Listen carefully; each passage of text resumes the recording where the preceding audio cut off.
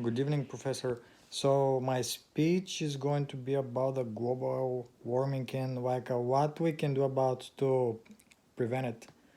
So basically, for nearly the last 3 decades, everything that has been done is basically nothing. It's just like a bunch of people in suits talking about what should be done and end up doing nothing. So according Bill Gates, he recently published a book. It's called How We Can Avoid a Climate Disaster. So there is four main things that are causing the global warming. So it is the first one is traveling. The second one is that we uh, eat meat. Another one is cement, and the fourth one is steel. So cement and steel, these main two things are the causing the global warming because we cannot stop using them. We can at some point we can absolutely replace the gasoline cars, and we can eventually replace eating meat with something else in near future. But the two things that we cannot replace is cement and steel. At least at this point, we haven't figured it out yet. So that's a big one.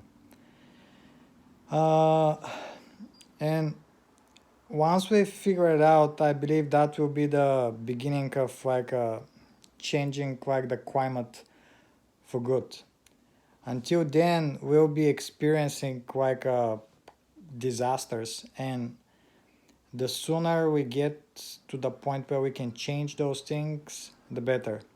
Also, there's from what I know, there's a forest with the size of Great Britain that uh, disappears every year. Or another example is two football fields of forest disappear every minute in the world. So we also need to stop that. How we can stop it? If we stop eating meat, there will be no needs of fields for animals to be grown.